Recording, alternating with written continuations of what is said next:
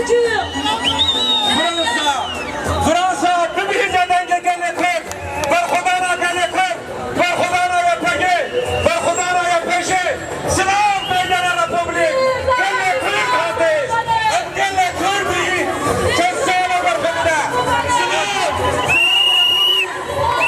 Şartlarını yapacak.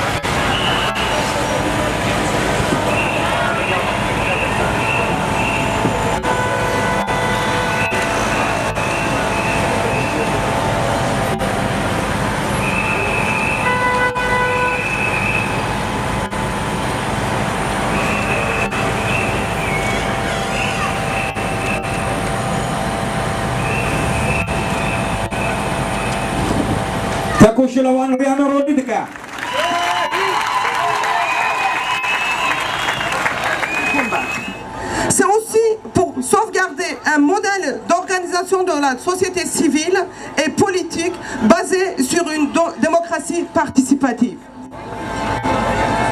En janvier, Kobané a été libéré, mais la ville a payé un lourd tribut, que ce soit sur le plan humain ou matériel. Une très grande partie de la ville a été détruite. Cette destruction a été intégrale dans certains quartiers et villages. Aujourd'hui, Kobané est une ville en voie de construction, certes, mais la situation reste critique. Beaucoup d'infrastructures ont été complètement détruites, notamment celles de santé et scolaire. Il n'y a ni d'électricité, ni de gaz, il y a du manque de la nourriture. Pour reconstruire Kobané et sauvegarder l'autonomie démocratique, la population de la ville a besoin de la solidarité internationale. Cette mobilisation ne peut rester un cri pour l'humanité, mais doit aussi demander la concrétisation de l'aide à apporter. Merci.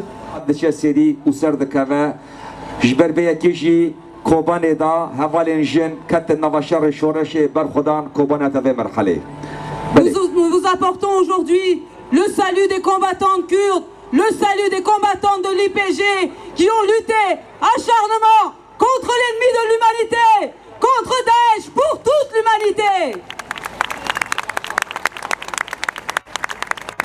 Nous commémorons aujourd'hui, 1 an après la victoire de Kobané, la mémoire de tous les martyrs de Kobané, à travers la personne, la combattante Arine Mirkan. Nous nous inclinons aujourd'hui devant leur mémoire. Ils nous ont apporté la victoire. Ils nous ont apporté la victoire pour toute l'humanité, pour tout le monde entier à Kobané, 1 an jour pour jour.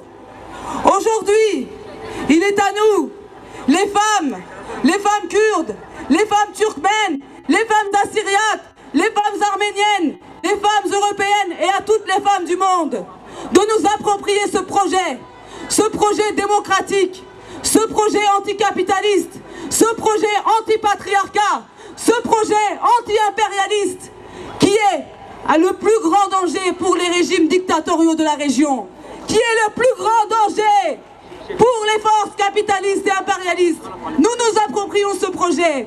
Nous, les femmes kurdes, avons commencé à travers la révolution, une inter-révolution, en tissant des liens avec toutes les femmes de la région, en combattant épaules à épaules avec nos sœurs turkmènes, avec nos sœurs arméniennes, avec nos sœurs arabes et avec toutes nos sœurs de la région.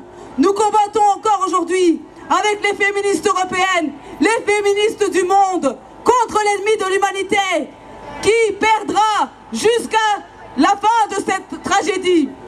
Nous combattons aujourd'hui, nous continuerons à combattre. Comme a vaincu hier Kobané, Kobané vaincra demain aussi.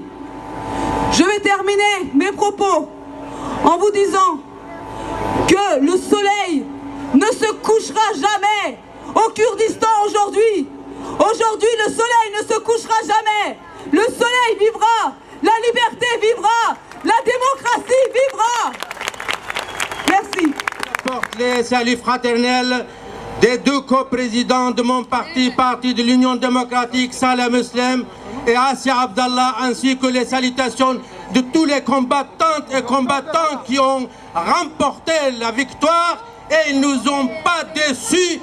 Les forces démocratiques qui se sont mobilisées l'année dernière, on s'est réunis, vous étiez présents pour soutenir cette lutte. Nos filles et nos garçons n'ont pas dessus, nos amis n'ont pas dessus les forces laïques et démocratiques en France. Je tiens à vous remercier une nouvelle fois. L'envoi de l'aide à Kobané a été jalonné d'énormes difficultés du fait de l'absence de soutien officiel. Ainsi, la population de Kobané n'a pas reçu l'aide nécessaire pour continuer à vivre dignement. Ceci n'a pas favorisé le retour des réfugiés, même après la victoire fin janvier 2015 des combattantes et combattants des unités de protection du peuple. La ville est entièrement détruite et demeure sous la menace de Daesh. Beaucoup d'habitants ont dû fuir avec des milliers de Syriens qui rejoignent les côtes européennes, amplifiant ainsi le flux migratoire. Nous devons admettre cette vérité tragique. Le corps du petit Alan Kurdi, dont les images ont suscité une telle émotion dans le monde, n'aurait pas été retrouvé échoué sur une plage de Turquie si Kobané avait reçu à temps l'aide internationale nécessaire. La mise en place d'un couloir humanitaire qui permette de faire transiter l'aide par la Turquie est une nécessité vitale. Sans cela, la population ne peut être approvisionnée et le matériel nécessaire à la reconstruction de la ville ne peut être acheminé. La pression internationale sur la Turquie, qui s'est toujours opposée à l'ouverture d'un tel couloir, doit se poursuivre et s'amplifier, notamment en France. Malgré les assauts incessants des gangs de Daesh au cours des derniers mois, Kobané reste libre et fier.